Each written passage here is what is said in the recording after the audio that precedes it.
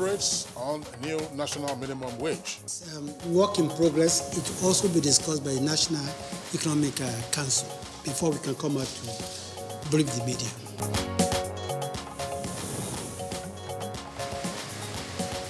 Acting Inspector General of Police promises to live up to expectations.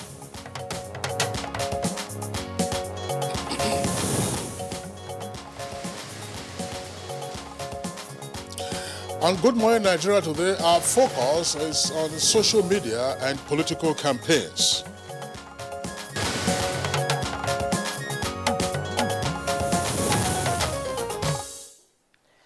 The social media is like the proverbial double-edged sword with a propensity for positive and negative impact on the society.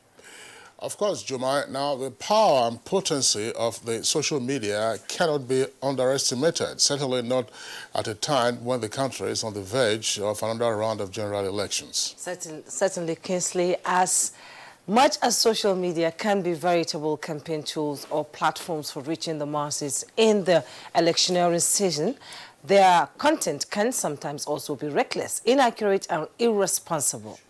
That's right, Jumai, and the several shades of the contents of the social media which you have just cast buttress the need to maximize the benefits of the social media for political campaigns on the one hand, but also the need for circumspection, and some would say regulation on the other. That's it, Kingsley, but who will bell the cat?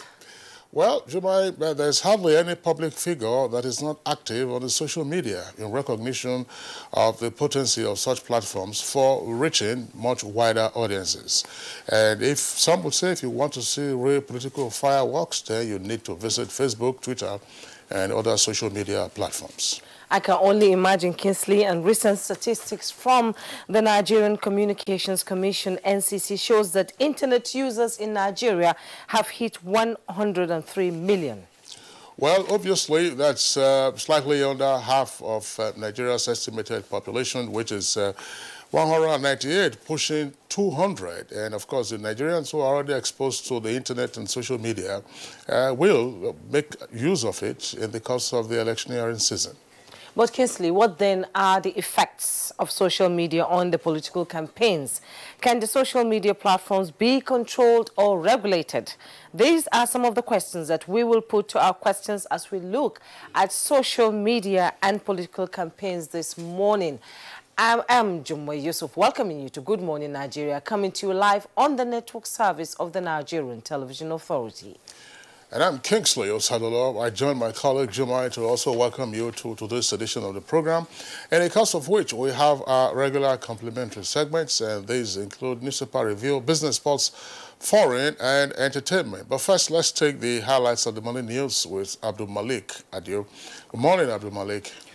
Good morning, Kingsley and Jumai. Good morning. And here's the news. A new electronic passport for Nigeria with enhanced security features has been launched by President Muhammadu Buhari. The document is part of the reforms introduced by the federal government in compliance with international best practice.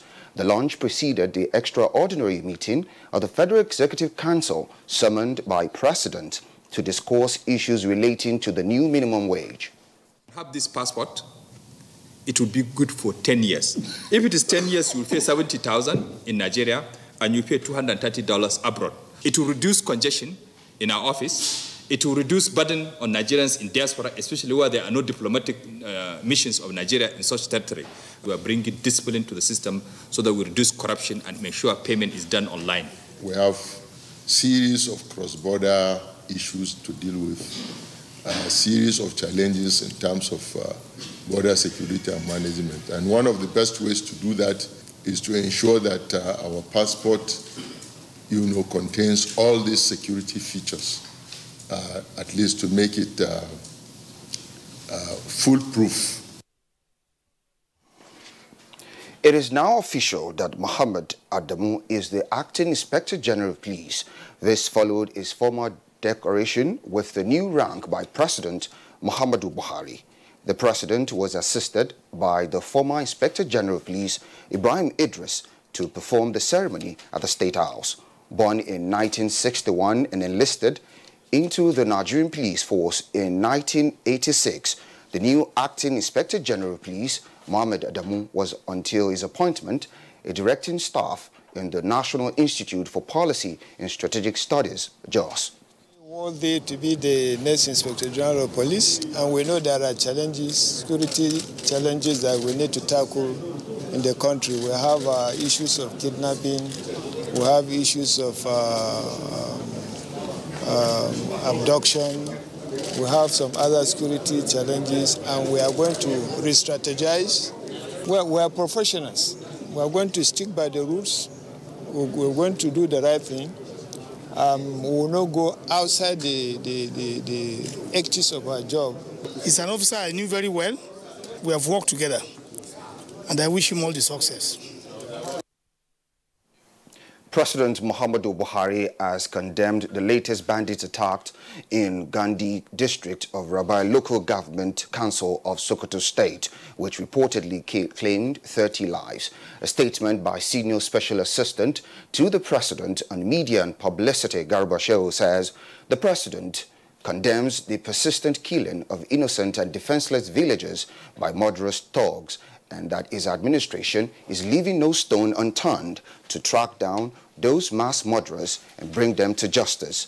President Muhammadu Buhari also given instruction to the new acting Inspector General of Police, Adamu Mohammed, and improved discussions between officials of Nigeria and Niger Republic to quickly bring on board joint operatives that will rid the country of all forms of criminal activities. While consoling the families of the victims, President Muhammadu Buhari reassures the people of Sokoto State and all Nigerians that criminals will not be allowed to hold the citizens to ransom, as security is everybody's business. And the fallen heroes who paid the supreme price for the peace and security of the nation in the service to humanity has been honored at the Armed Forces Remembrance Day celebration in Abuja. President Muhammadu Buhari, Vice President Professor Yemi Osinbajo, Senate President Bukola Saraki, and Speaker House of Representatives Yakubu Dogara, as well as the Chief Justice of Nigeria, Justice Walton Onagen, performed the rite at the laying of wreath, followed by other dignitaries as part of tribute to the fallen heroes who fought with a patriotic spirit.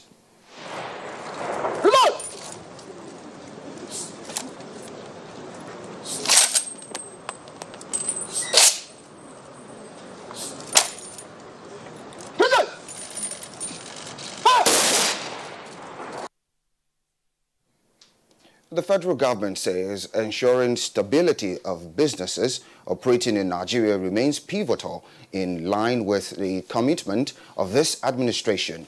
Signature Ease of Doing Business agenda, Vice President Yemi Osinbajo, while unveiling the Nigerian Code of Corporation Governance 2018, said he is hopeful that the long-awaited code will play a unique role in enthralling standards of corporation governance.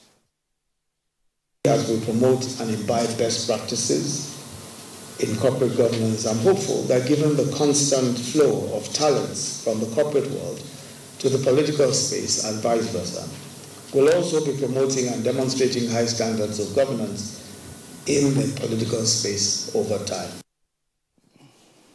And the presidency has reacted to various statements issued by the press by the opposition People's Democratic Party, with the latest personalizing attack on President Muhammadu Buhari. A statement by the Senior Special Assistant to the President on Media and Publicity, Garba Shehu, says the attacks on the administration is uncalled for.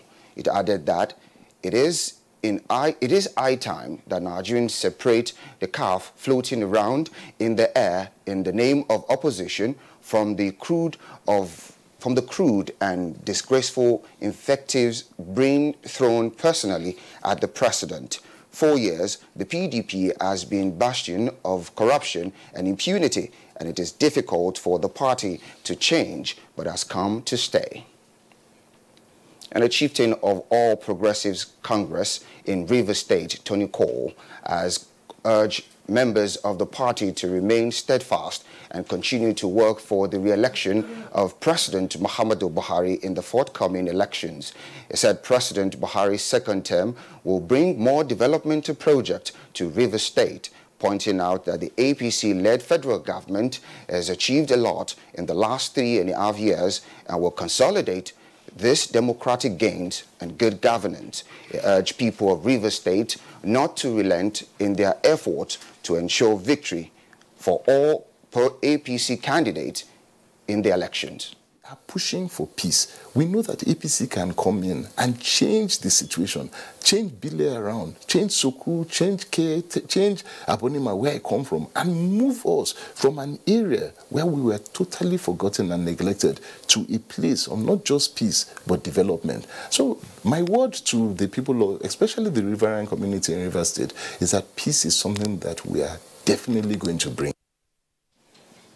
Following the destruction of Lagos APC governorship campaign rally last week, the National Union of Road Transport Workers has convened a meeting of its members to purge itself of those who may want to take undue advantage of the forthcoming elections for their personal ambition. This is coming on the heels of police preliminary investigation indicting some members of the union. Build the reputation of this organization internationally, and people are looking at us as a responsible organization. Some people, because of their selfish interest, to destroy all what we have built. No, God will not even allow it. And that's the news for now. Good morning, Nigeria continues with Kingsley and Jumai after the break. Unemployment, notably youth unemployment, features strongly in our party's manifesto. We intend to attack the problem promptly through revival of agriculture.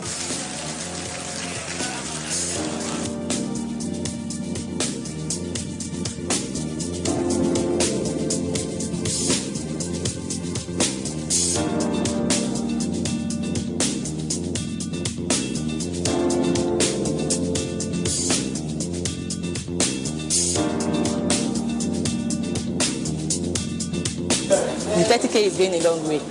Actually, I bought an acre of land for 60K like 2012, and presently I have a cassava farm and a yam farm.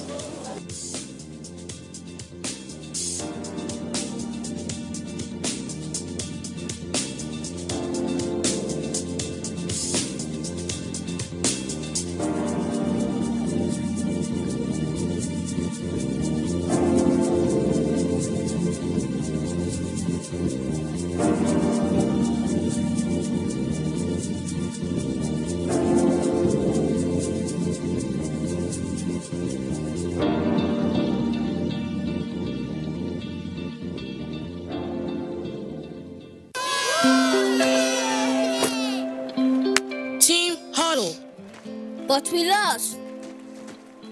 Don't be tired, guys. This isn't a loss. It's a practice for winning. Nothing makes a mother prouder than seeing her child growing up. But I know as he learns to lead, he'll face even more dirt, germs, and risk of illness. That's why in changing seasons, you need strong Dettol protection. Because Dettol protects from up to 100 illness-causing germs. Growing up needs Dettol protection. My name is Mrs. Awoneye, and I'm talking from Sora Shopping Complex, Lagos. I just want to talk about the IPP electrification project in Sora Market.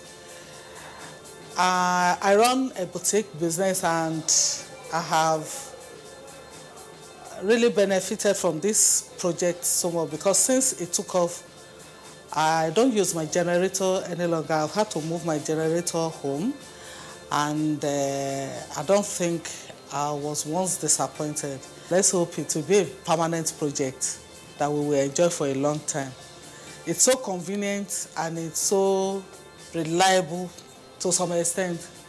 Since they started, we've not had cause to have a shortage of light or anything.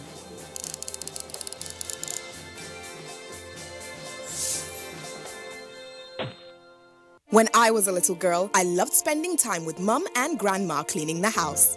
I was so excited to sing in the choir. And your shirts are always so white. I knew what Mum's secret was. Today, I'm a modern woman that still trusts the secret passed down to me. It's Jik, of course. The original trusted bleach, which can be used all around your house for amazing results. Shh, it's our little secret. It's no secret. It's Jik's best ever extra whitening power. Just Jik it. The Candidates, a presidential town hall co-production between Daria Media and NTA, supported by the MacArthur Foundation. Kingsley Mogalu and running mate Umar Getso of the Young Progressive Party, Muhammadu Buhari and running mate Yemi Osinbajo of the All Progressives Congress, Omoyele Sowore and running mate Rabiu Ahmed Rufai of the African Action Congress, Atiku Abubakar and running mate Peter Obi of the People's Democratic Party. Moderator Kadria Ahmed.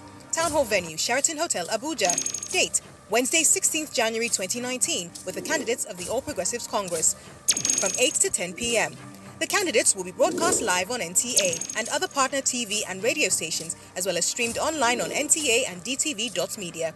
If you are over 18 and want to be part of the audience, apply online at daria.media or use the hashtag NGTheCandidates or participate online using the hashtag NGTheCandidates.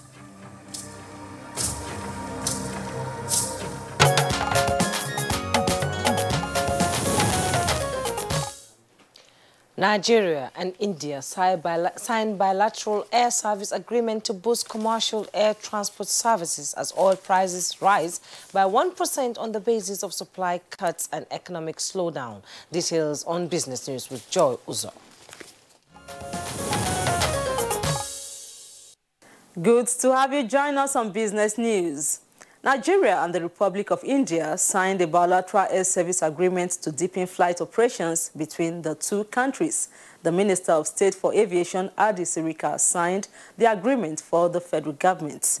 Air transport agreement is an understanding between two nations to allow international commercial air transport services within their territories. With this agreement, Nigeria can now operate direct flights to India vis-a-vis India to Nigeria.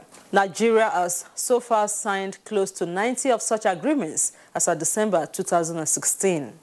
In the meantime, oil prices rose by 1% on Tuesday amid supply cuts led by Producer Club, Organization of Petroleum Exporting Countries, OPEC, and Russia. Although a darkening economic outlook improved gains, international Brent crude oil futures were at $59.64 per barrel, up 65 cents or 1.1% from their last close. U.S. West Texas Intermediate crude futures were at $51.09 per barrel, up 58 cents or 1.2%. Now, while OPEC and Russia cut supply and Iran is restrained by sanctions, crude oil production in the United States hit a record 11.7 million barrels per day late last year. And to equities, the federal government dominated capital raising activity last year as it borrowed a total of 1.16 trillion naira in a bid to finance fiscal and infrastructure deficits, while state governments raised 125.59 billion naira in new debt capital.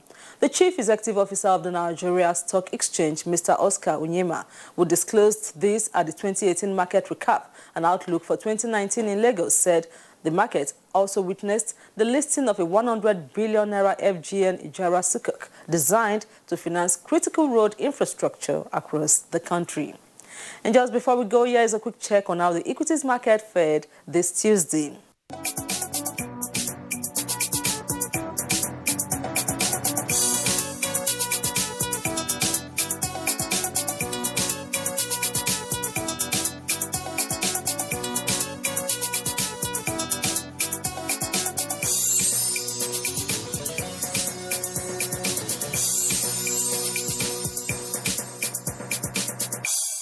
The Capital Market Report wraps Business News. Thanks for your time. I'm Joy Uzo. Thank you very much, Joy Uzo, for the business package on Good Morning Nigeria. Up next for us is a review of the papers this morning.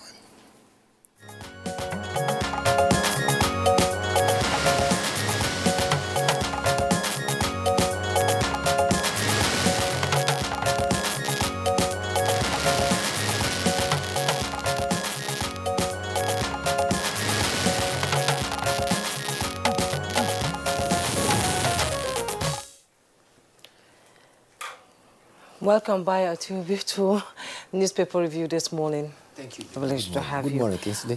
Good morning, Nigeria. Good morning. And we have, starting with the Punch newspaper this morning, above the masthead, we have FG borrows 6.16 trillion from 8.49 trillion pension fund. That's on page 31. APC disciplinary committee summons Okorocha 6 orders. That's on page 12. INEC releases unclaimed PVCs to APC governors, Atiku alleges. That's on page 9. Below the masthead, we have the acting IG Adamu reverses Idris' last-minute postings. That's on page 3, which a writer says, I will be fair to all political parties. 4 DIGs may go. Bring professionalism to policing, governors tell Adamu. And then we have the picture message there. Many killed as a Shabab terrorist attack Kenyan hotel. That's on page 9. We have the sidebar itinerary of the new IG, born in 1961 in Nasarawa State, joined the police as a cadet ASP in 1986, holds bachelor's degree in geography and master's in international and criminal justice. And we have below the bottom plate, INEC accuses politicians of making payments to voters. That's on page 9. U.S. visa, Reps panel chair punched me over punch report, says activist, page 4 and 5. Minimum wage, NEC gets FG's proposal Thursday. That's on page 7. Kingsley? All right, I have 3 newspapers, Daily Trust, Daily Sun, and New Telegraph. As should be expected, their lead stories are all on the appointment of a new Inspector General of Police, although in an acting capacity. Let's take a look at the Daily Trust, the way it captures it, with a double-decker headline. Adamu takes over as new police boss. With a rider, end killings. Buhari orders IGP. Another rider says many DIGs may go. And below that, you have an illustration of both the career path of the new acting Inspector General of Police, together with some bio brief there. Date of birth is there, September 17, 1961. Place of birth, Lafia, Nasarawa, and is married. That's the infographics indicating the profile of the new acting Inspector General of Police. Daily Sun captures it this way, with a kicker. Idris bows out of office. Drama as new IGP restores Lagos CP. That's Lagos Commissioner of Police. With 2 riders there, 7 DIGs, 10 AIGs to go. Adamu premises fresh strategy on insecurity and level playing field for elections. For New Telegraph, as I said, it's also the lead story, and it says, will ensure free and fair elections, new IG assures. First rider said, Adamu, police under my watch will be professional and non-partisan. And phone call halts change of Lagos Police Commissioner Edgar. And clean up Idris's mess, PDP tells acting IG. And Governor's Lord appointment. Details of the story can be found on pages 2 and 8. Bayo, let's take this story and then return to the other copies on the front pages. Well, the Nigerian Police Force has the 20th Inspector General of Police. Abubakar Mohammed Adamu was decorated yesterday in acting capacity by the President and the exiting Inspector General of Police. After a closed-door meeting with the President, the acting Inspector General of Police said the police under his watch will ensure a level playing ground for all, especially the incoming polls. He said strategies have been put in place by the police to ensure credible, hitch-free elections. He also said, we know that there are security challenges that we must tackle in the country, that they range from kidnapping, abduction to others. He, however, said that we will re-strategize and make sure that they are all tackled squarely. He says, we are professionals. We are going to stick to the rules. We are going to do the right thing. We will not go outside the ethics of our job to do things that are untoward. Everybody will be given a level playing ground to play their politics. The 20th Inspector General of Police thanked the President for finding him worthy of the position. Like it's been said in some of the papers there, he is bringing a very strong background onto to head the police.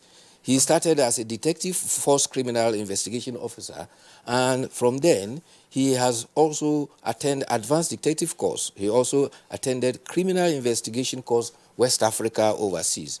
He has had international exposure, which include ITI, U.S. Security and Exchange Commission Senior Managers course, and as well as serving as a director of Peace Corps operations. He has also other international exposures, which include serving in the Economic and Financial Crime Specialist Interpol between 1997 and 2000. He also was an assistant director Interpol and later on vice president Interpol. So he's bringing a very strong background onto the police force, particularly with his background in investigation. Yeah, it's a very rich CV that he has. But Bayo, you know, something that is worrisome, and I believe that perhaps the authorities should begin to take a look at this. Becoming a service chief, obviously, is a political appointment. No doubt about that. It's at the discretion of the president, and upon approval by the Senate, for you to appoint a service chief. But take a look at this. Now, he's AIG, and I hear that there's this tradition that, for you to appoint an IG, you have to go to the AIG, which means that you skip the DIGs and go to the lower rank, which is the AIG. And once the AIG becomes the IG, all persons who are senior or were senior to him, obviously, you have to clear the deck. And when you are clearing the deck, you are wiping away years of experience, years of talent. Just 2.5 years ago, when Ibrahim Idris was, he was on the AIG and he was named IG, Inspector General of Police, you saw several DIGs and AIGs who were senior to him. They had to be retired. This time again, you are having the same thing. So how can we continue to, as it were, literally waste such talent? It isn't as if there are a pool, a reserve pool, outside of the police force on whom you can rely from time to time, for your functions. The new IG will have to have his own executive management team. And I mean, it's wasteful. That's what I think. Yeah, I agree with you entirely. Although the numbers listed there are exaggerated. They are not up to that. But it has become the routine, particularly in the uniformed services. If a subordinate officer is appointed to head the service, all the superior officers in that category will go. And it is not minding the quantum of years of experience, the resources expended to bring these people up. And many of our officers in all the uniformed services are exposed to several training nationally and internationally, and they are very, very competent officers. And this is not far-fetched. Each time they go for international operations, for policing and military services, they excel among the best in the world. So why do we have to waste this kind of resources? But then you cannot, we don't know the information that is available at the confirming authorities. They are supposed to scrutinize the files of all the officers that are recommended before they reach certain conclusions. Therefore, there may be certain information that is not available to us, which perhaps lead to the... But there's no gainsaying the fact that we, year in, year out, if we have to have service chiefs in the uniform service, we tend to lose a lot of personnel. Yeah, yes. I mean, Bayo, it's whatever information is available. I agree with the point that you have said. What is the next rank below the Inspector General of Police? It's Deputy Inspector General of Police. Yes. So if you want to recruit a new IG, I mean, you should, if persons were not competent to have been, if they were not okay to have been appointed DIGs, why appoint them DIGs in the first instance? So if you have that pool of deputies who are in service, then you know that somebody will show you that once you are appointed a DIG, it means that, listen, that's you are the exit door. That's what it means. Although sometimes, in considering, they look at the profile of the officers, they tend to find that some of them have a very limited time to go into retirement, a month, 2 or 3, and therefore it becomes very unnecessary to appoint such an officer when within a very short period of time he'll have to go and then the whole process will have to... So those are some of the nuances that sometimes come into it. All right, Juman. Okay, moving on. We now go to the Daily Independent. Above the masthead, we have Mansour Ahmed Chairs Independent Awards 2018 tomorrow. That's on page 5, with a rider, presidency to consult NEC on minimum wage Thursday. That's on page 5. Below the masthead, I will be professional, stick to the rules of engagement, coming from the new IGP. With a rider, force headquarters agog as jubilating policemen hold new IGP hostage. Opposition parties ask him to release detained activist politicians. I am still in charge of Lagos Command, CP Edgar. Saraki snubs former IGP Idris at Armed Forces Remembrance Day. That's on page 4. And then we have the picture message. President Muhammadu Buhari laying the wreath in remembrance of fallen heroes to mark the 2019 Armed Forces Remembrance Day at National Arcade, Eagle Square, Abuja on Tuesday. And then we have a related story. Saraki Dixon, Governor Bayelsa State left. Dipre Inokoba Jacob, wife of the late pilot Perowell Jacob, middle, and Elijah Ebwewe, Commander 115 Special Operations Group, NAV base Port Harcourt, during the governor's condolence visit to the widow in Port Harcourt, Rivers State. And then we have the Nigerian misses out on emerging market rally as 2019 polls nears. With a rider, EFCC denies raid on Onogen's residence, as on page 4. With a sidebar, we have removed names of underage voters from our list. INEC, that's on page 41. UK Parliament rejects May's Brexit deal. That's on page 20. Kingsley. All right, let me just take the story from the Daily Trust newspaper. Just below the nameplate of Daily Trust, probably the biggest fake news yesterday. Yes. My house not under EFCC siege. That's according to Onogen, and that's Chief Justice of Nigeria. Details of the story can be found on page 8. And right at the foot of the front page of Daily Trust newspaper, 3 headlines there. Boko Haram kills 15 in fresh Borno attack. That's page 4. Kwara State bans street campaigns and rallies, page 13. And concerns over illegal charter aircraft operations. That's page 17. And very quickly, we'll return to the New Telegraph newspaper. That's the bottom half of the paper. You can see the laying of the wreath by the President, the Chief Justice, and the service chiefs yesterday at the National Arcade in Abuja. That's the photograph there. And below that, Loma takes over $50 million Visionscape trucks. Firm lays off staff as MD relocates to Kenya. That's on page 5. That's one of the alleged sins of Ambode, why he couldn't get a second-term ticket. Now, less than 6 hours sleep could cause heart disease. Details on page 7. Yes. Bio. Yesterday, our nation paid respect to our fallen heroes. The Armed Forces Remembrance Day climaxed with the laying of wreath at the National Arcade. It was also followed by laying of wreath across the state capitals of the Federation. The climax of the ceremony was that the President led the delegation of the Vice President, National Assembly leaders, as well as the Chief Justice of Nigeria to lay wreaths. Others were the Minister of Defense and Minister of the FCT, as well as Service Chiefs and the Inspector General of Police.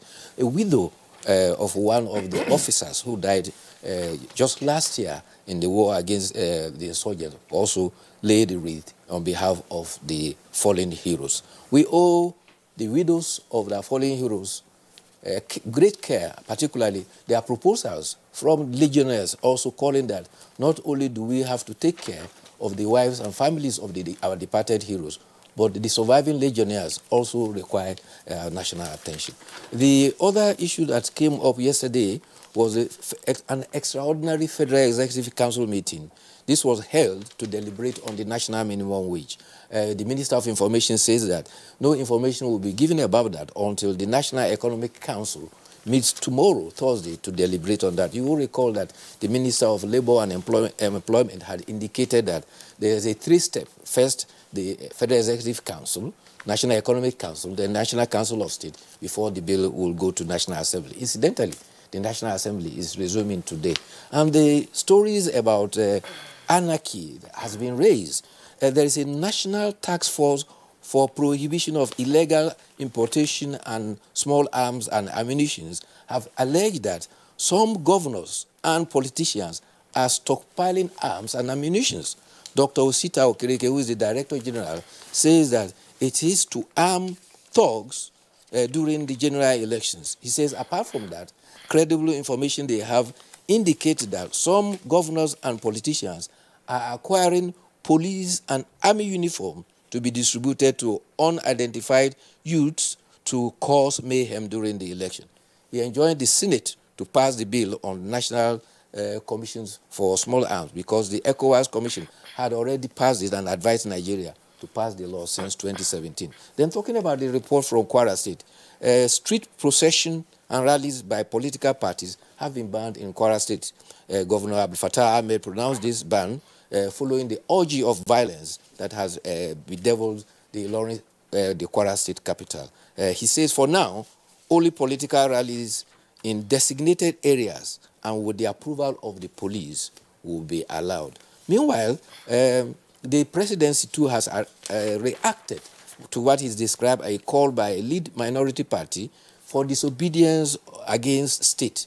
He described that as anarchy. Senior Special Assistant to the President of Publicity, Garba Shehu, says that the minority party is personalizing attack on Mr. President. Meanwhile, the spokesperson for the Chief Justice of Nigeria, the Special Advisor on Media, Awa Sambasi, says that it is false news that the Economic and Financial Crime Commission has raided the residence of the Chief Justice of Nigeria. He said that never happened. Okay, thank you so much, Bayo. We now go to the editorial from the Nigerian Tribune, titled "The Huge Number of Uncollected PVCs."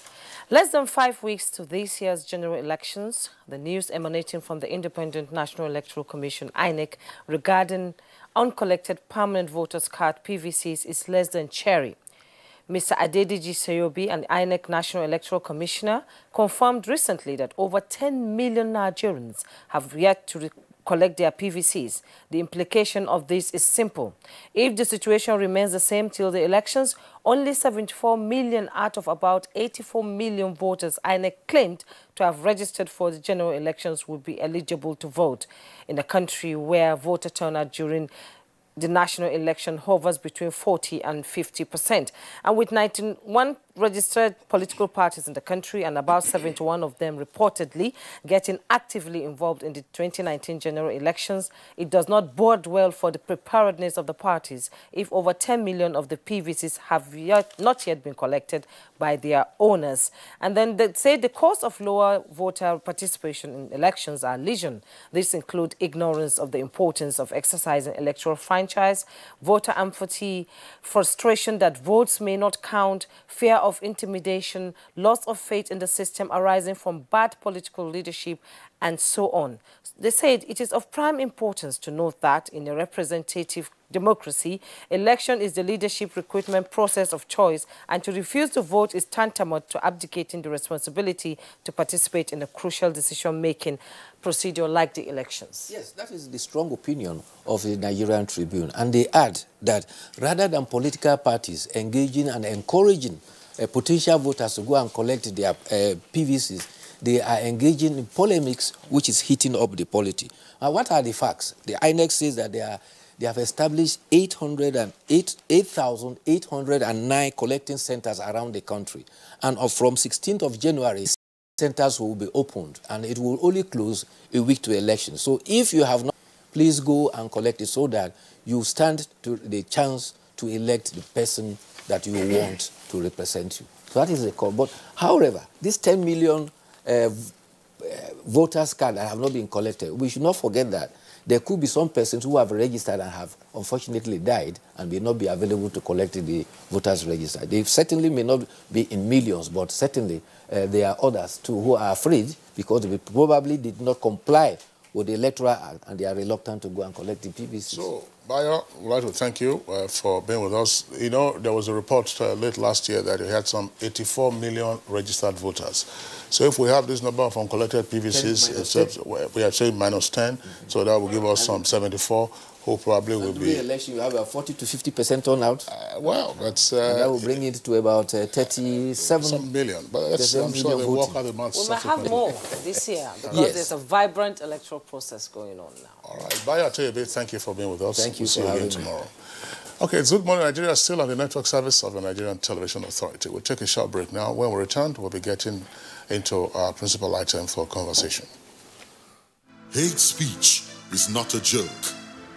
It incites genocide and crimes against humanity. Most of Africa's civil wars are caused by hate speech from one tribe against another. We don't want it here. The Nigerian government stands firm against hate speech. Under no conditions whatsoever should we tolerate or excuse or justify hate speech or hateful conduct of any kind, especially where such is illegal. There's no doubt that the resurgent push for separatism, as well as the rising cases of ethnic and religious disharmony are all traceable to the growing phenomenon of hate speech. One nation bound in freedom, peace and unity. Nigeria, one nation, one people. This is a public service announcement brought to you by NT. Helen! Hey, where's your mom? Today is her toilet day. What? Helen! Toilet day? Tomorrow you're hosting a party and it's a matter of my reputation. Even if you spend your entire day cleaning with all this, it still won't be party ready. Impossible! Challenge? New Ticker Harpic 10X. Even if you use this solution 10 times, it won't give you the same cleaning like Harpic, because its New Ticker formulation sticks to the bowl better, giving you a sparkling clean toilet. Wow! New Harpic 10X gives me the freedom from toilet day. These days, people get their news and information from more media sources than ever before. Some of the news and information given are fake, unverified, doctored, and manufactured to create confusion, stir disaffection, and cause disunity. Before you believe or share any news, ask yourself, is this real? Is it from a credible source? Is it verified or verifiable?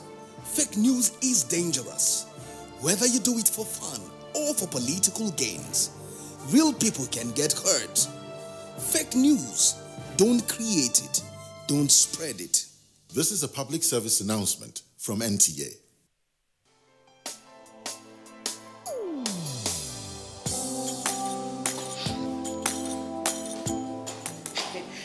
Chief.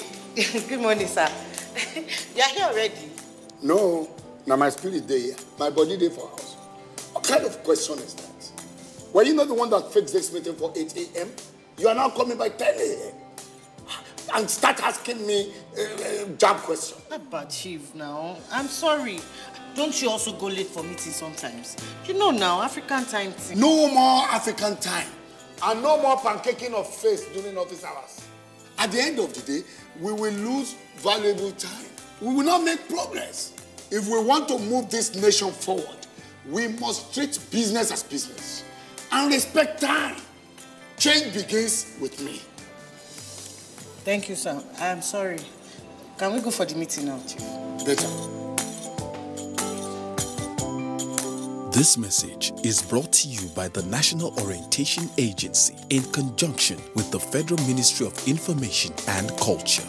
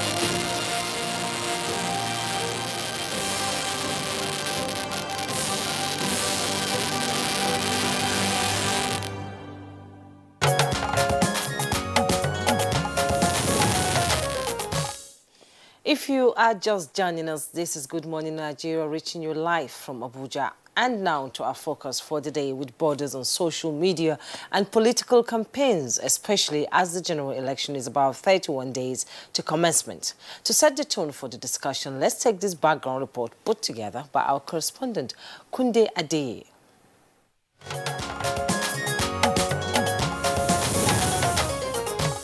Over the last decade, social media have defined living, as many now see the various platforms as means of expression and communication. Most people check their Facebook updates, the latest tweets, and new Instagram posts as soon as they wake up in the morning, during the day, and even at night. Access to social media channels of communication has been made easy or unhindered through mobile telephones. With the wider reach and almost unfettered, people with various messages, especially politicians, prefer to use the social media.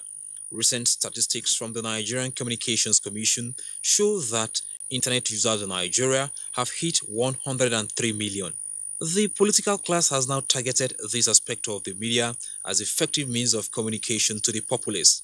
Now that the campaigns for the 2019 general elections have reached advanced stage, social media platforms are playing critical roles. The question to ask are, what are the effects so far? What should be the role of the social media in political campaigns? Should social media be controlled or regulated? Guests on Good Morning Nigeria are waiting to provide answers.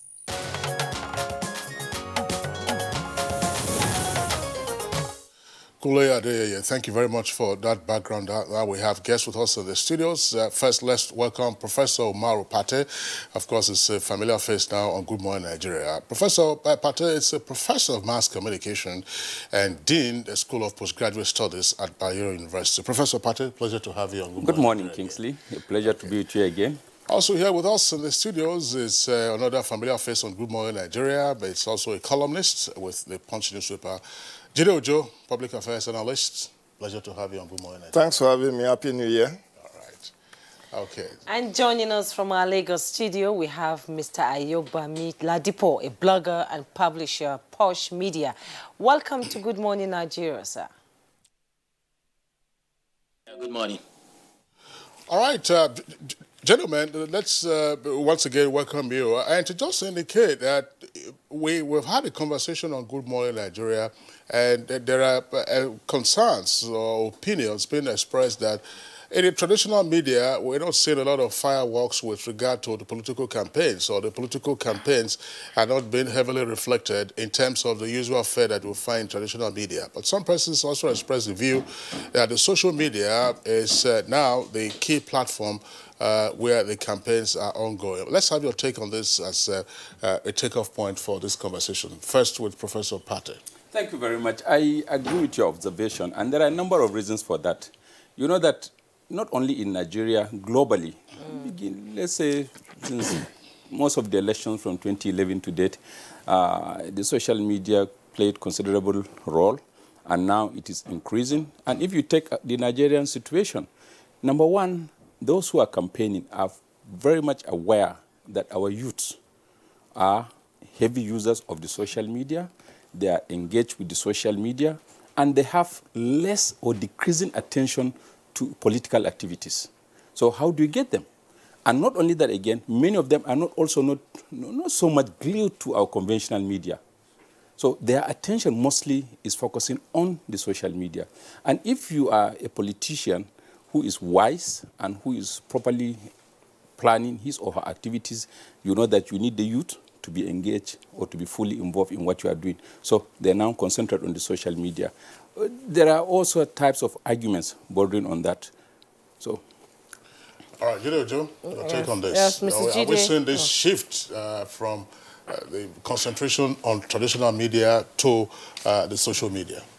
Well, the 21st century ICT development has eased participation in different processes, including elections. In years gone by, if you want to see any political activity, you possibly will have to go to political rallies or maybe watch late-night news to have a clips. But with the advent of social media, particularly in the 90s, the infrastructure expanding, having new media tools now practically on your palm with your smartphones, you can connect. So it lessens your risk of being attacked. Look at what happened in APC flag-off rally in Lagos, where journalists even were allegedly assaulted. But somebody who is following the live streaming in his closet is not in any harm's way. And you are even seeing a broader view than somebody who is there, who possibly will be seeing part of the event, given the vantage position he or she sits. So the social media has come to play a very critical role in our political campaigns, so that when you look at the last 2 electoral cycles in Nigeria, from the time that President Goodluck Jonathan contested in 2011 and 2015, you find out that even our presidents have started to have social media handles through which they communicate before, during, and even after elections. So it has come to play pivotal role because, like I said, it's a word at your palm. It's very easy to connect. All you need is a phone and data on your phone, and it's free. That's not entirely free because you have to pay for data. But in terms of subscription, I don't have to pay to get a Twitter handle or to get on the Instagram or to get on Facebook, but they make their money from advertisements on those platforms. So because of the supposedly quote and unquote free nature, the fact that it has helped lessen the risk of participation in an electoral process, both the political parties, contestants, and even the electoral management body has come to find that as a very veritable tool through which they can reach a mass audience. Just for your information, last week, Tuesday, when we had a meeting with the INEC chairman, civil society organization, and they gave us a breakdown of the demography of people we have on our voters register. 42% are between the ages of 18 and 35. If you had people between ages of 18 and 50, you possibly will get about 75%. So that tells you the demography that you are reaching to, just like Professor Pate said, that you are reaching a mass audience of people who are active participants and key players in determining who wins at the elections. So I think these are factors that have helped to shaping political campaigns. Even where you have rallies now, political rallies and town hall meetings where you promote issues, many of them are even live streamed. And because you possibly are thinking of the cost of having to go there physically to attend and all of the inconveniences that comes with it, you may get there and not even get a seat. You possibly will sit in your office or in your homes and, of course, connect to those things. Just before we return to you, I think we'll go over to Lagos. We introduced Ayobami Ladipo, who is a blogger and a publisher.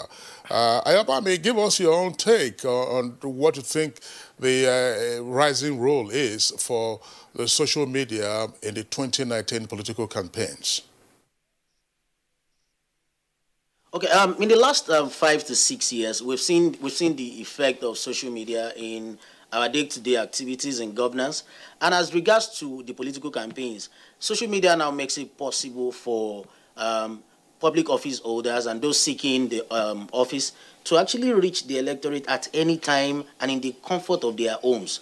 You have bank managers who sit in their offices, and today they get to see, to read manifestos, they get to see images, they get to join, like Prof said, and like the other man said, they get to join live stream of events, of campaign, of rallies, where they don't need to stress themselves. They don't need to wait till the next day to get a newspaper, the hard copy, to read what happened last night or to read what happened yesterday afternoon while they were at work, while they were busy, where people, people seeking offices can actually communicate with the electorate to explain whatever point or agenda that they have for their state, for their constituency, for their local government. So social media on its own has actually become the tool that even government had used in the last couple of years to pass information up as a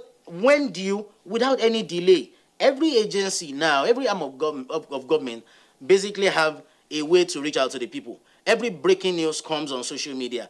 It doesn't have to wait till the next morning anymore. It doesn't have to wait till the network news anymore. It doesn't have to wait till 7 p.m. So it's it's on the spot. It's on the go. It's real time. It's real time, and it's very, very effective. Okay, Professor Patti, I'm coming to you now. I believe they've raised a lot of points, advantages of the social media. And I believe the opportunity of direct communication in the process helps a lot, since issues raised in the mainstream media is discussed by the supporters and the candidates. As a result, multiple voices can be heard, and people that who otherwise would not have access to these candidates, cannot have a voice in the discourse, now can talk. What's your take on that? Okay. First, to add 1 or 2 points to the issues raised by my colleagues on the panel, the social media is also important to the politician because it saves him the cost that ordinarily he will have invested on the conventional media. He finds it easier, cheaper for him to hire 2 or 3 people that can engage in this. And don't forget, in Nigeria today, we have a large body of unemployed youth who have nothing doing other than concentrating on the social media, taking away their time. Of course, we shall go to that later. Now, not only that, the issue of personalization of politics. Now, the political scene is appearing as if they are individual players instead of party players. And through the social media, they can now get direct access to without involving the party. And the party is playing less and less increasing role in the campaigns of contestants. You can see that. Then, going back to the issue that you have raised about, what it is? Having a voice. Of course, you cannot talk about democracy without talking about pluralism in the voices or in the outlets for people to voice their own opinions. And the social media is supposed to give the politician an opportunity to interact.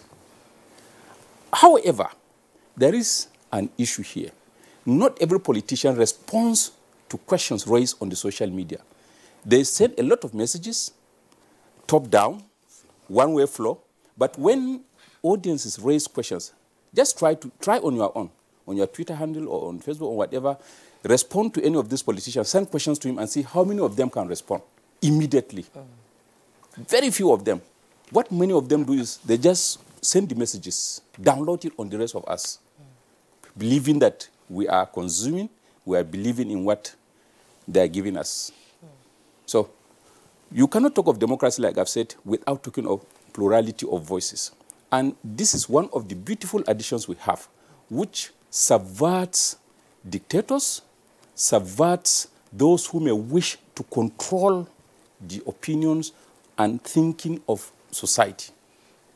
Through the social media, it becomes difficult for any dictator to have a very firm control on the sources as well as the content of information that the audiences receive.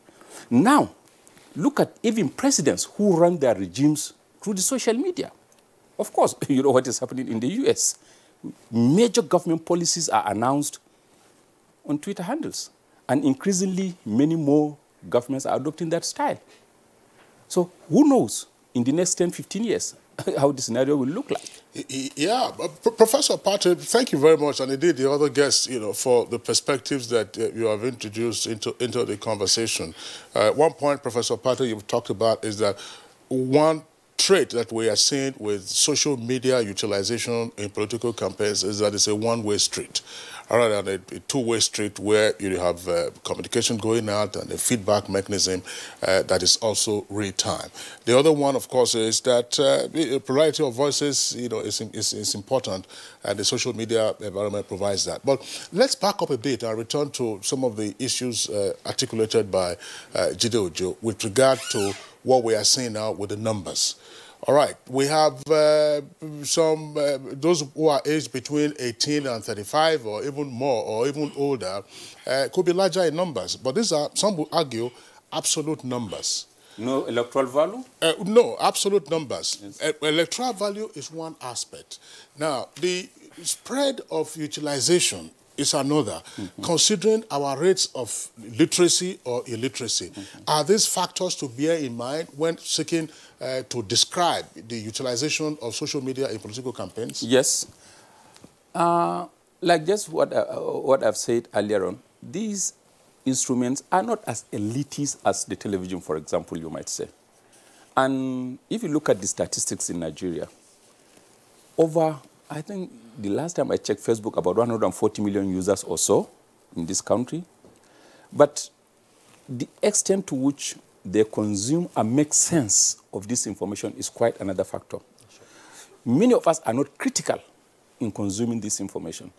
I'm sure you could remember the Laswellian model of communication, which says he who says what. Now, anytime I see any information as an individual on the social media, first, I analyze who is the sender. Who is the individual sending that message? What are his antecedents? What are his characteristics? What is his interest in all of this? Then you look at the message itself. You do a very critical clinical analysis of the message. By the time you do that, you are also going to understand a lot. Then you also look at the context within which the message is also being sent. But many of us don't have that capacity, particularly the youth. Unfortunately, the youth are disconnected from so many aspects of our national life. Less number of them have a good understanding of Nigerian history. Many of them don't even know the sociology of this country, not to talk of the geography. And again, many are disconnected from real politics. What we see is the populist aspect of politics, and then the noises, and what people post on the social media based on their own interests. People connect themselves to these things and then take them as truthful, which may not necessarily be so. And these things are dangerous to our own survival in this country. And in the course of the discussion, we shall see what some of these effects are. All right, Joe, let's again ride on the earlier points you made. We were talking about the potential electoral value of using the social media. If persons aged between 18 and 35 are so many in terms of the millions of voters, and they're also using social media, but what about the literacy level as well as understanding of the real issues that, aside from the hot air that we get to feel? Well, again, you know, everything good has its own downside, and you know, social media is one of such. What I found majorly is that even people connected to social media are not lashing on to political campaigns as they would lash on to social sensational news about sports, for instance. You find more followers of sports stories, breaking news of who has won a premiership match than who is campaigning in Kwara or who has lost election. Their attention on election is more on election day. They are interested in results. Who has won in a particular unit or a local government or ward or state. That's their interest in politics, not to follow campaign essentially. Only very few of them will want to follow campaigns because, again, politics is seen as the hard stuff. It's like hard news. And you know that soft news sells more than hard news. People want to, who has just wedded, whose son has wedded whose daughter, and who has had a crashed marriage. Those ones will make them to connect, because it provides them gossip information. But when you come to, okay, I want to watch candidate A's campaign, you won't actually, if you look at the demography of those who actually do live stream, log on to watch live stream of political rallies or campaign, you may not find them in millions. Again, many of the youths who we said are registered on INEC voters register database may not even have collected their PVCs for all you know. So the numbers are there, like you said, it's absolute, but you need to disaggregate that number. How many of them have collected their PVCs? How many of them are willing to go and collect?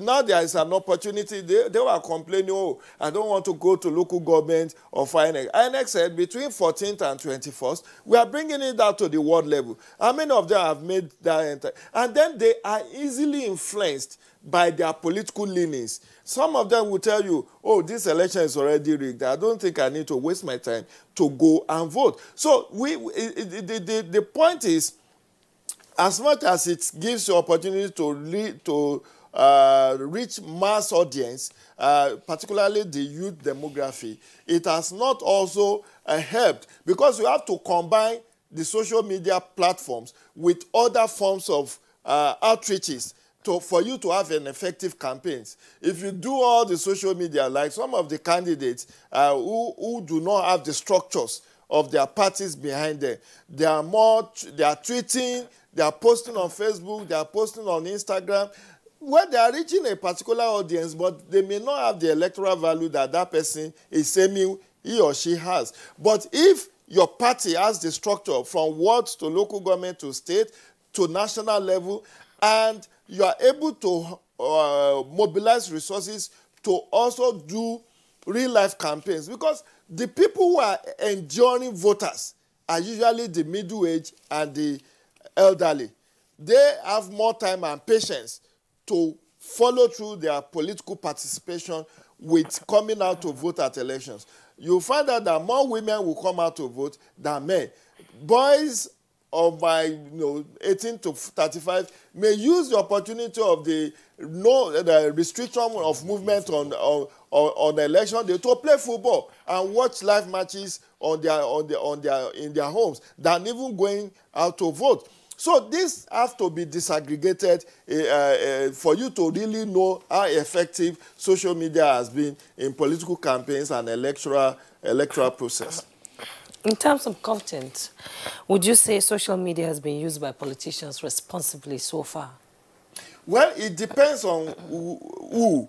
Many of them are not even literate in the usage of social media. What they simply do is hiring consultants or PR agency to do that for you. I doubt if up to 30% of them, even that has those handles, are the one running them.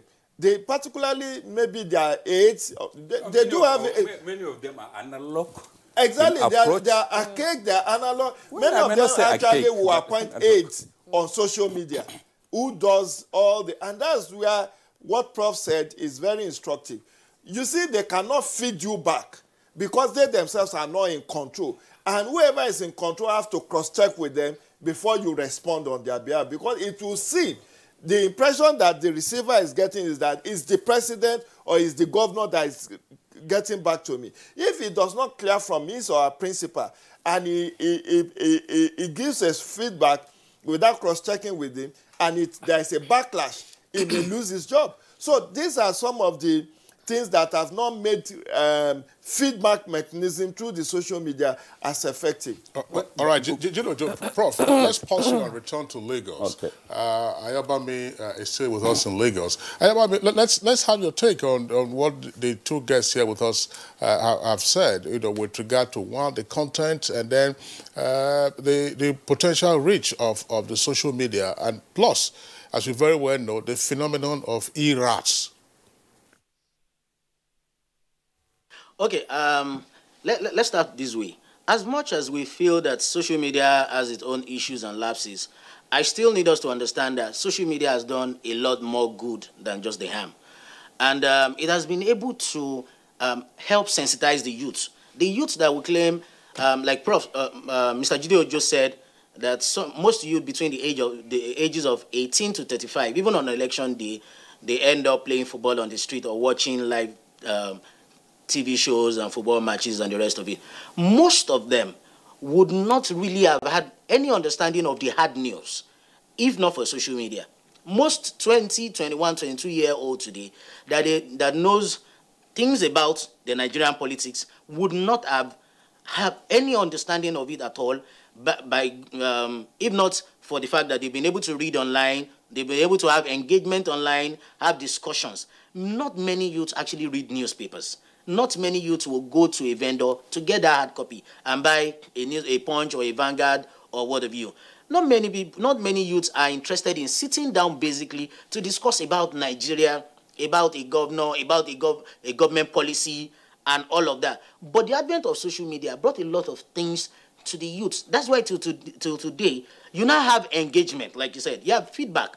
Not every governor can do all of these things. Not every senator or every House of Rep members understand social media or understand even the internet as much as their counterpart. But the thing is this, their counterpart in other countries, I mean. But the thing is this, yes, they hire aides, they have media aides. Media aides have jobs that they do. Even when it was the days of conventional media all alone, they still had aides who do things in phases, and their offices differs from one another.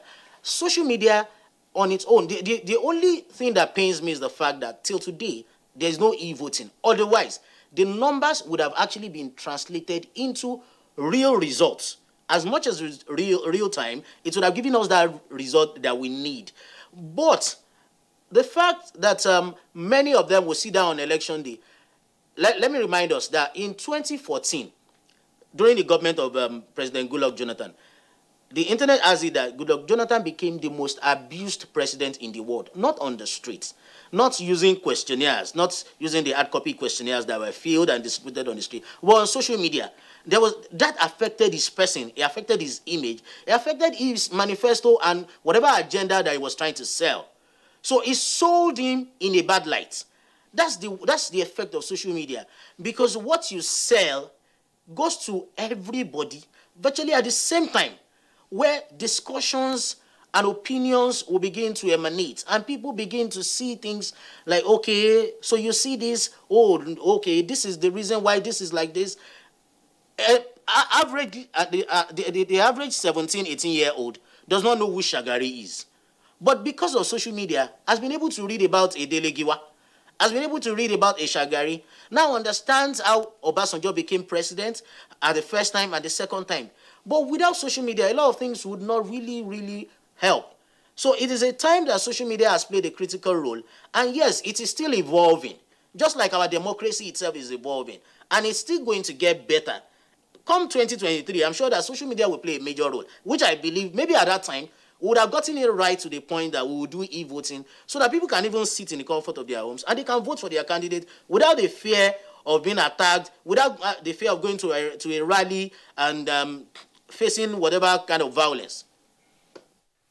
All right, thank you very much. The other leg of the question I asked you didn't quite respond to, although you have elaborated on what you consider it to be. That's the phenomenon of e-rats. You know, persons, aides who have been engaged, some of them are just engaging in rebuttals, issuing rebuttals. There is a bad story about their candidate or their principal, and they are all firing off. And what you find there is a great deal of insults and insensitive messages.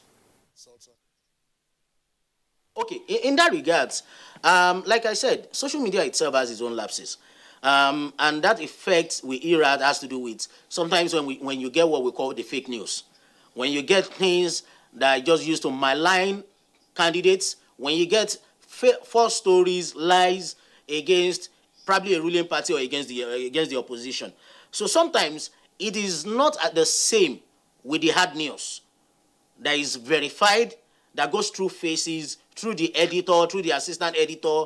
But when social media gives anybody a chance to just sit in the comfort of their homes and just write a story, write an opinion that might be contrary to the exact position of whatever agenda or of a candidate or of a public office holder. All right, thank you very much. Let's return to Professor Maru Pate. Professor Pate, well, it's still, you had some point to make with regard to the phenomenon. But let's look at this. The social media has now become a significant or an important platform in political communication. It would appear that perhaps the most negative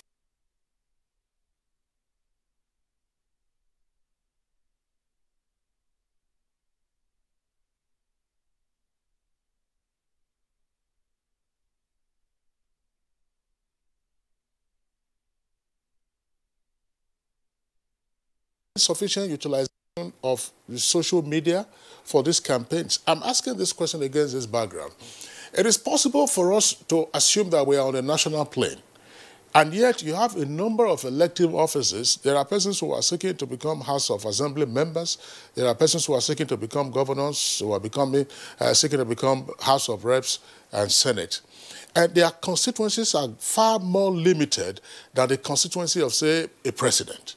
So are we seeing targeted messages to those localized constituencies? Assuming there has been any study to such. In some parts of the country, yet in some others, no. Now, I told you earlier on at the beginning of the discussion that some of our politicians keep away from the conventional media, not because they don't want, but because of the cost involved. These days, a lot of radio stations charge for offering their services, even though the political act or the thing with the guideline from INEC says political news shouldn't be charged for. So they do that. And so the social media is freer, or at least less in terms of cost.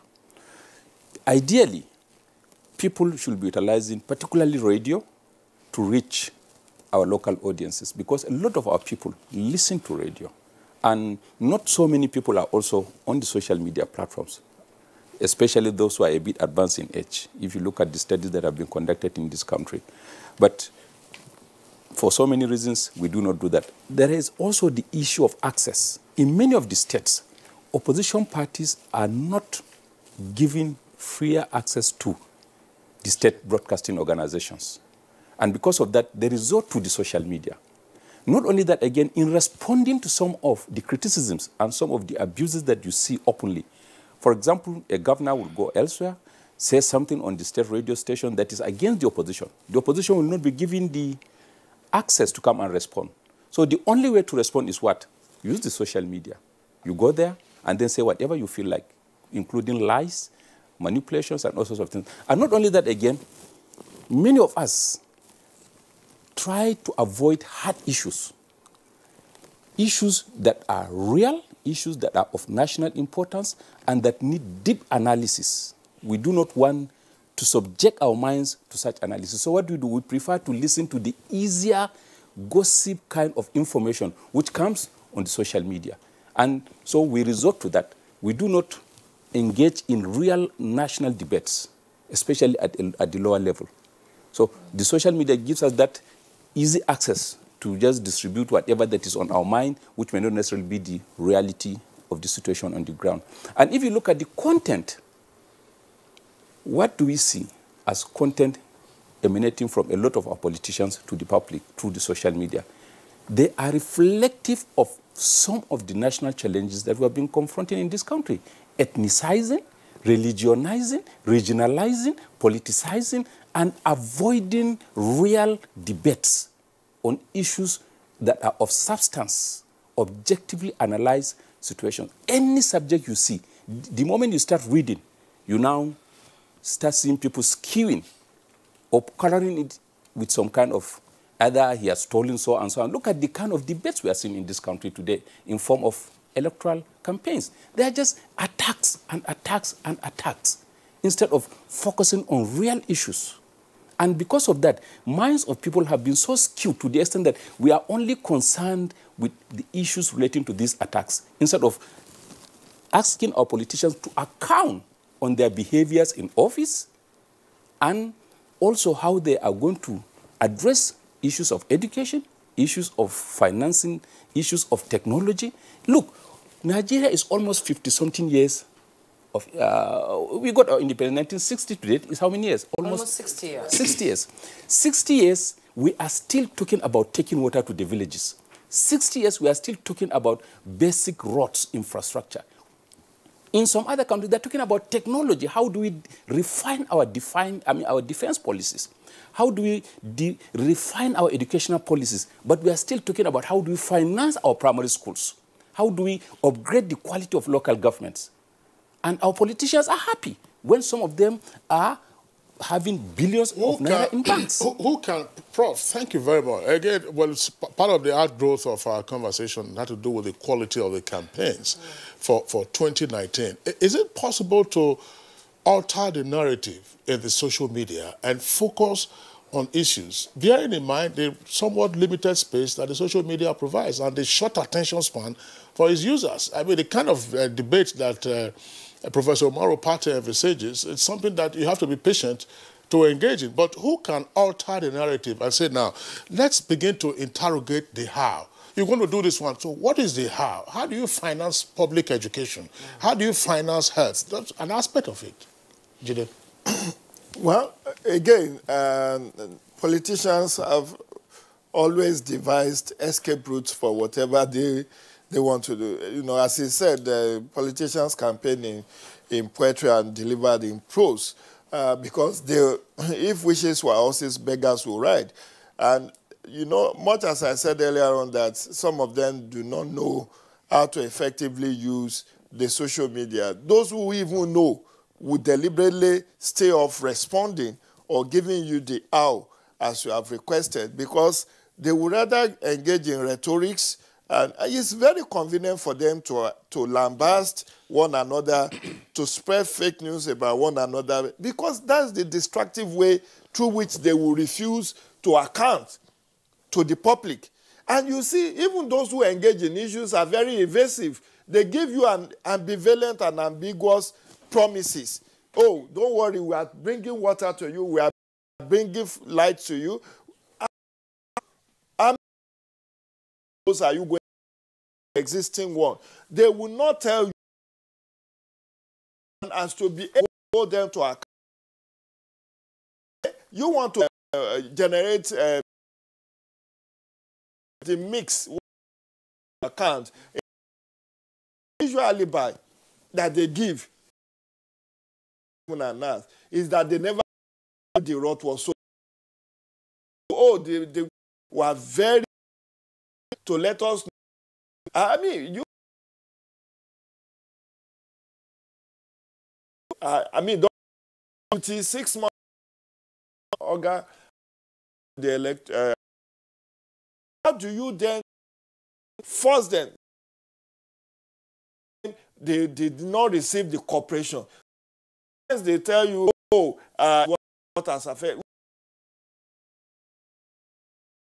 in 20. People are still blaming for that we left over 100 years ago as military for close to 20.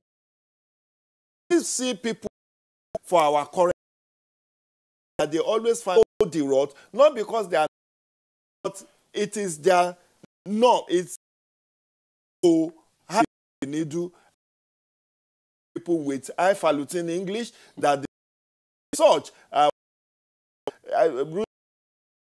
in different states wage. We thought we would be able to downsize to be able to pay. But when they were campaigning, they never talked about downsizing as a precondition to paying the minimum wage. But now it has happened, they must find a escape route for their non-performance. This, we have allowed them to get away with this blue model over the years because even our own attention span, we have become fatalistic in this country. We just take it as a fait accompli. And that's what is affecting our voter turnout every 4 years. You ask a youth, are you going to vote in this election? You have the PVC, right? Yes, I have, but I'm not going to vote. Why? What have they done for us? And what would they do for us? Every man is on his own. I would rather travel to US. I would rather go to Mexico. I would rather go to Australia as an escape route. So we have provided them with those opportunities to get away, rather than holding them to account to say you have not performed. All right, Prof. Maro Pate, Jide, and Yabambe in Lagos. We're going to take a short break. When we return, we'll take some of the tweets and then continue with the conversation. But just to chip in the point there, the Minister of Power, Works and Housing, did challenge anyone who could reproduce where he had said that they will fix power within a given time frame during the course of the 2014-2015 election era. He did say that, and I don't think there's been any response to that particular. To the 1999. Okay, all right, fine. So, all right, so we'll take a short break now. When we return, we'll continue with the program.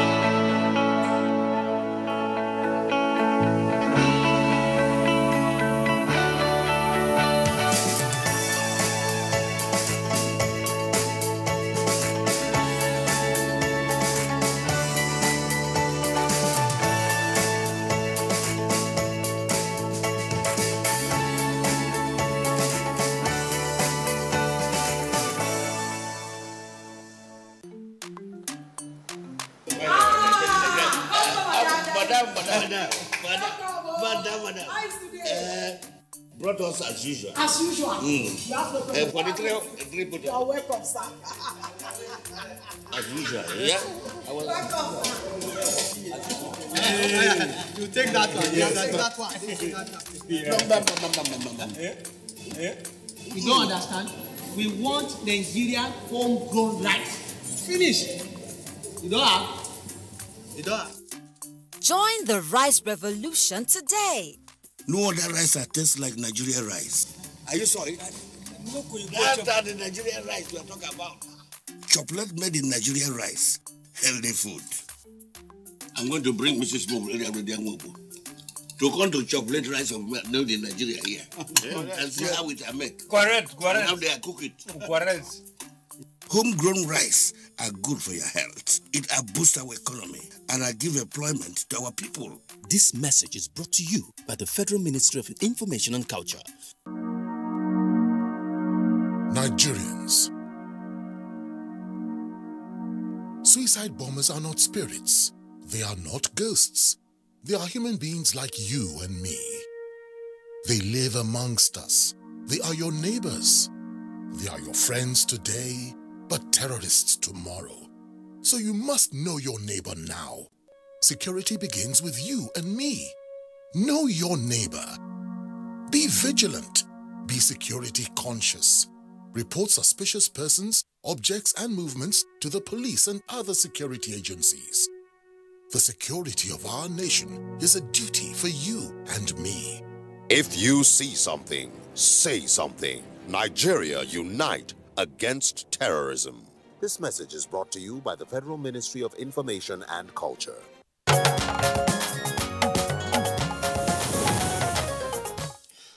All right, you're welcome back, and it's still Good Morning Nigeria on the network service of the Nigerian Television Authority. Let's take the tweets that have come in through our Twitter handle at NTA GMA. Juma? Okay, we're starting with Sani Michael Amokoji. His tweet says, whether we accept it or not, social media have become a force to reckon with information dissemination. In USA last Congress election, citizens were given free hands to tweet results as they came in. The same thing should happen in Nigeria in the forthcoming election. And Ibrahim Moduaji tweets, social media is the easiest and most effective platform for politicians to reach and sell their candidacy to the electorate. But sadly, politicians are failing to utilize the platforms effectively, thereby posting unnecessary pictures and videos from Jamboree events rather than their manifestos. And our regular Festus Akimboyewa says, minutes ago, while social media is an active way to get messages across, the strategy being used by some of our parties cannot be said to be smart. The fake news, outright falsehoods, and hyper-partisan politics we are seeing in campaigns on social media are not good for our democracy. Bashiru Umeza tweets, now social media is a barricade that stimulates vote buying and selling. What are the ways to combat this?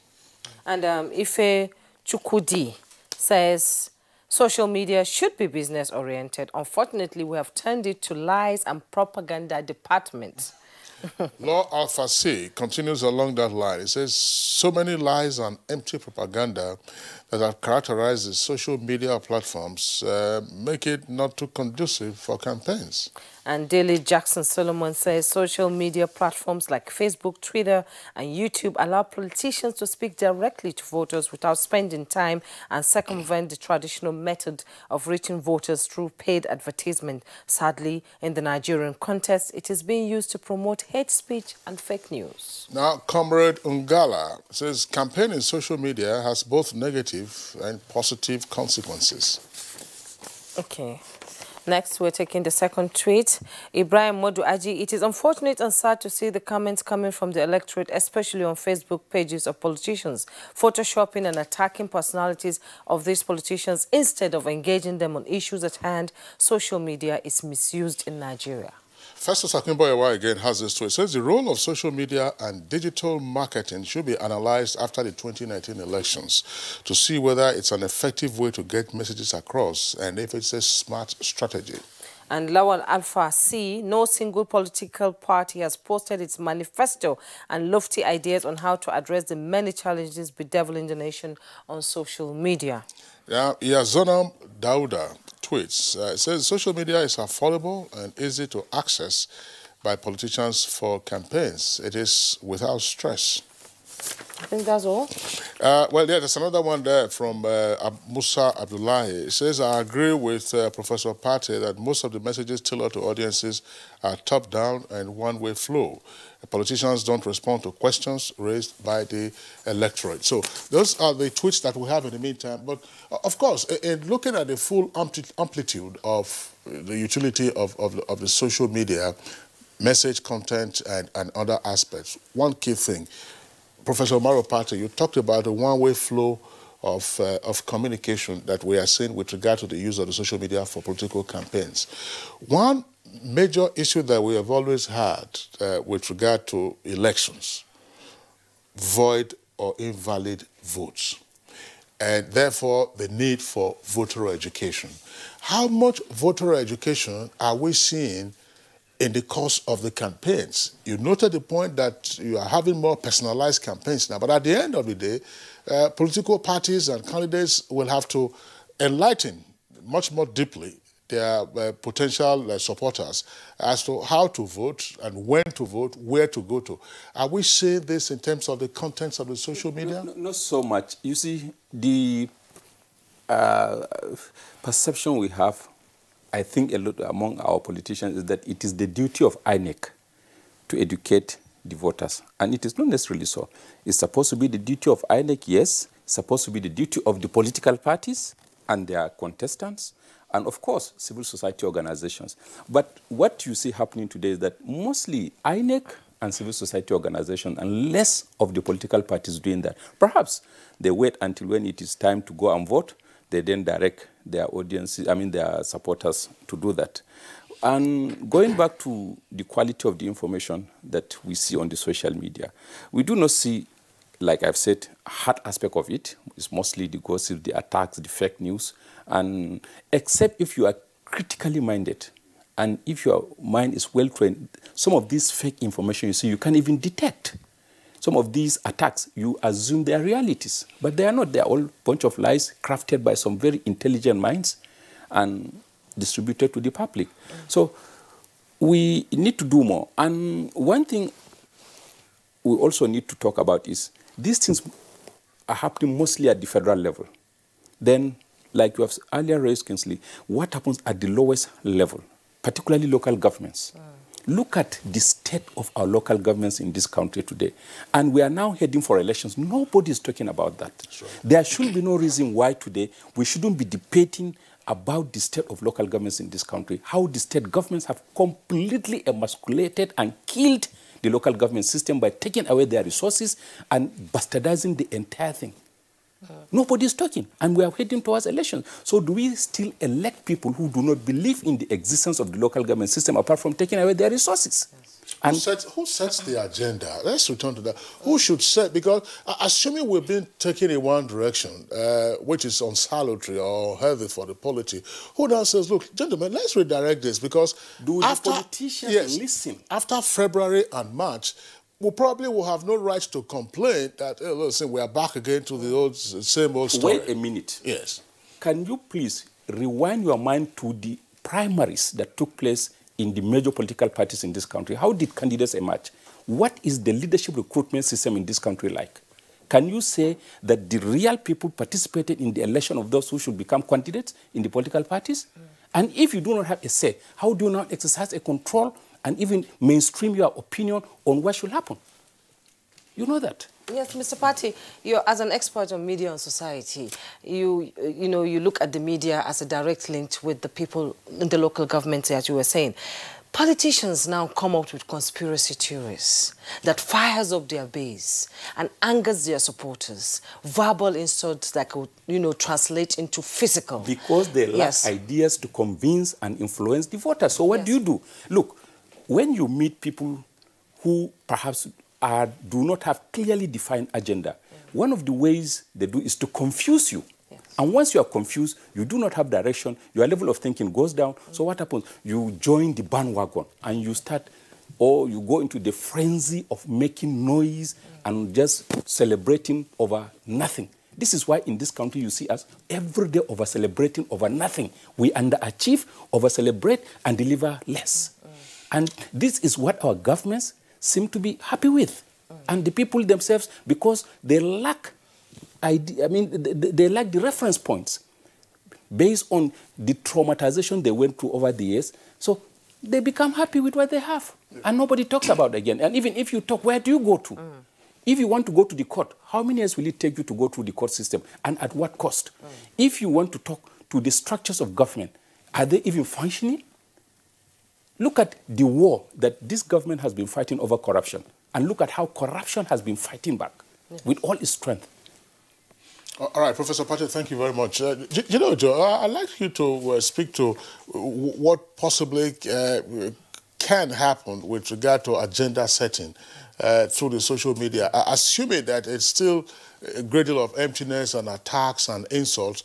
How do we focus attention, particularly with regard to the candidates, on the cardinal issues through the social media? We know that there are other platforms. Yeah, but in fairness to Nigerian media entrepreneurs, they are doing their level best. I've been involved in some training of journalists on agenda setting and preparations for 2019 elections right from last year.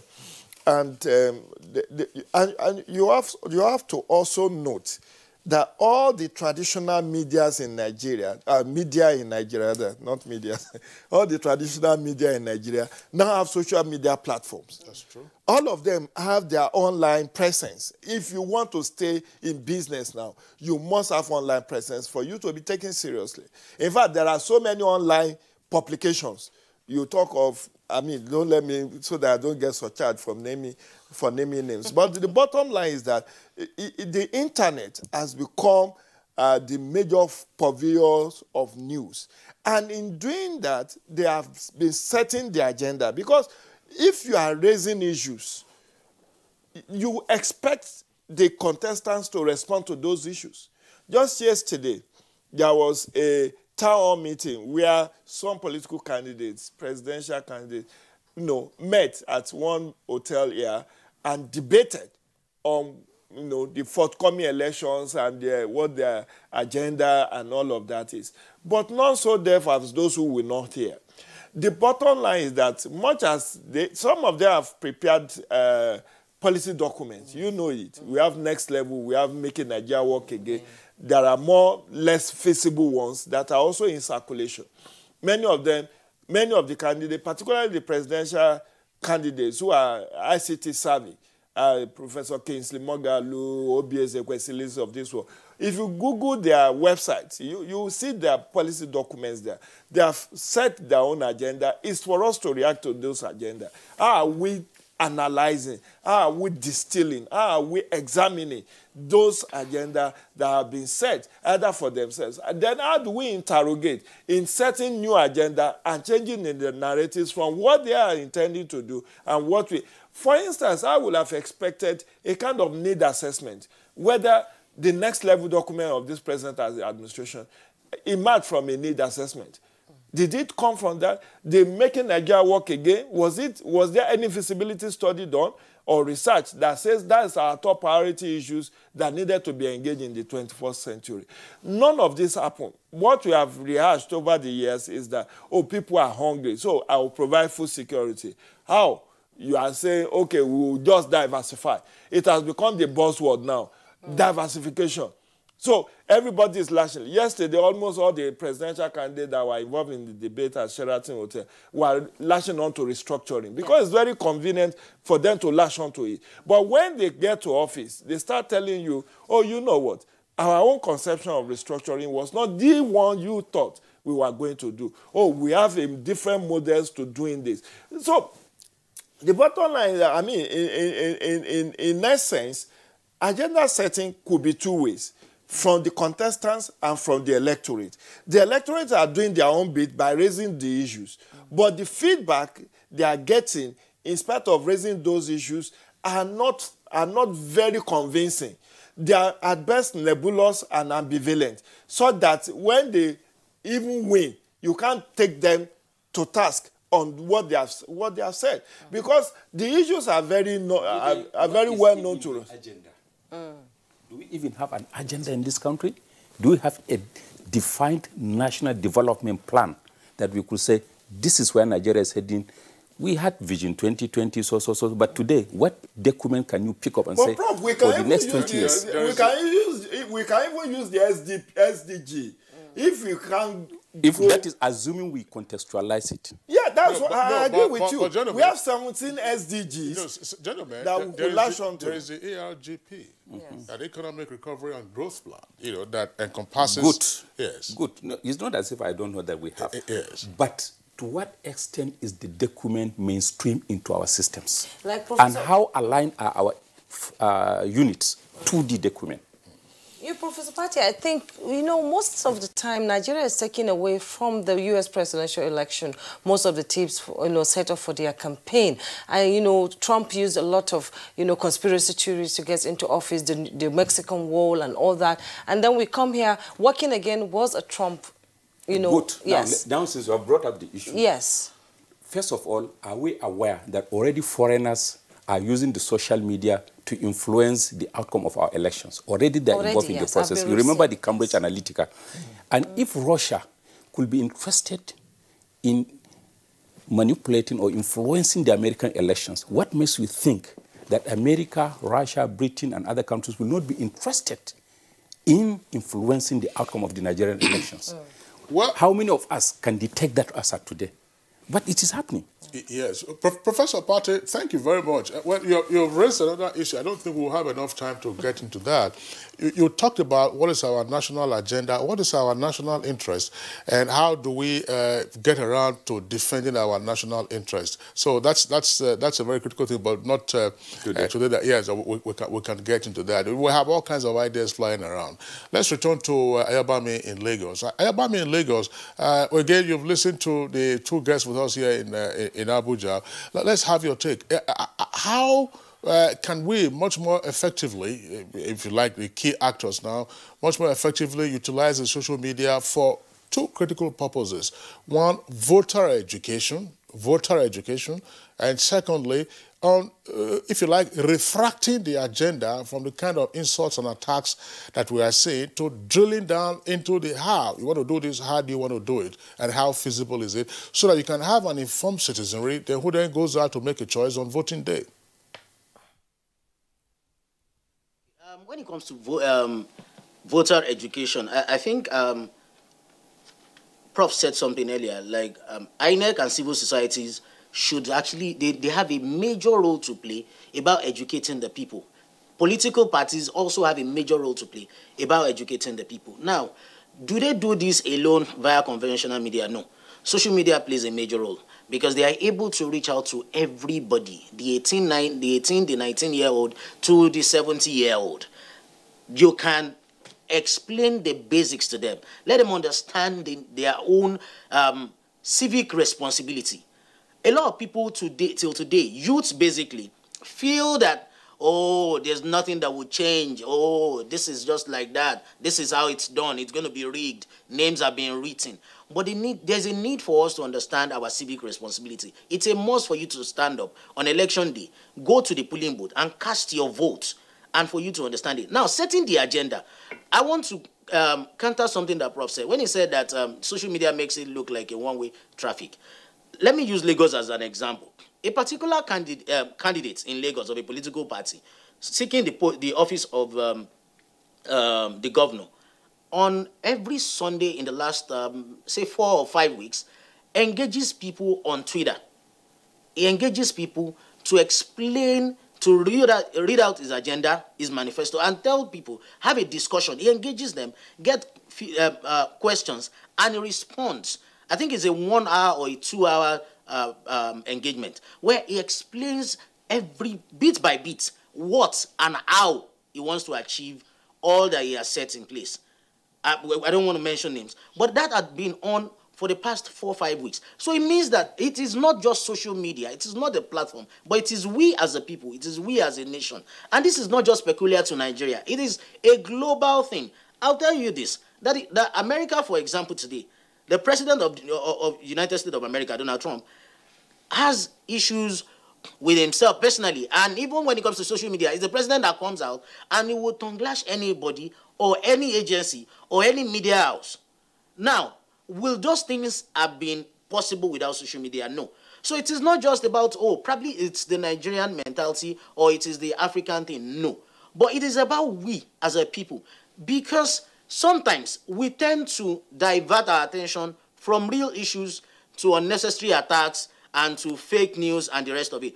But we should also remember there's something called a Cybercrime Act in Nigeria, which regulates everything that is being done. It makes you real. It brings to our consciousness that I can't just go on Facebook or on Twitter to start telling lies about a candidate A or a candidate B, when thinking that, okay, I can say whatever it is and just tarnish this person's image.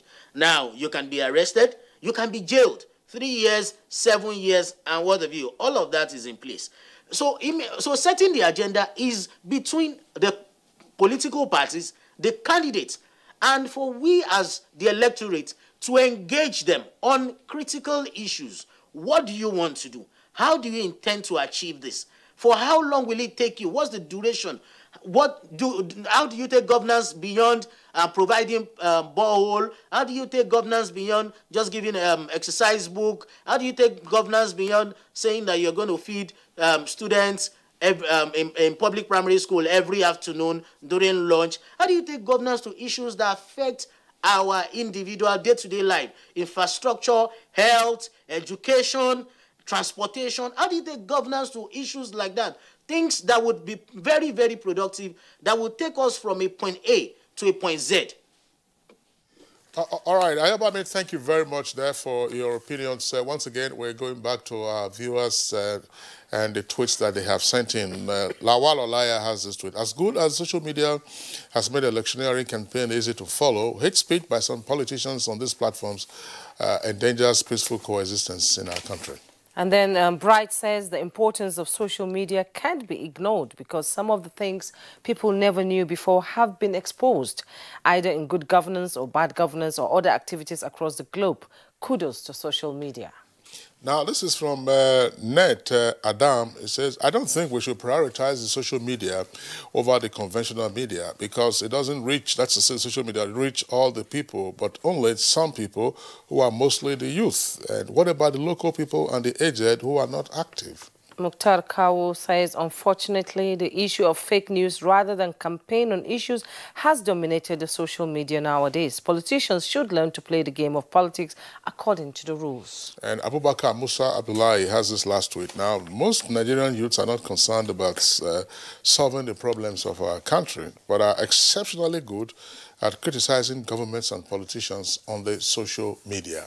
All right, those are the last set of tweets that we can have, and on that note, we'd like to appreciate our three guests who've been with us in the course of this conversation. From Lagos, we were joined by Ayobami Ladipo, who is a blogger himself and a publisher online. Ayobami, thanks a lot for being with us on the program today. I also thank Professor Pate, Professor of Mass Communication and Dean, Postgraduate School, Bayero University, Kano. Thank you for coming on Good Morning Nigeria. And Jide Ojo, regular on Good Morning Nigeria, public affairs analyst. Thanks a lot for being around. My pleasure. Thanks for having me. Okay, all right. So, okay, let's go over now to our sports desk.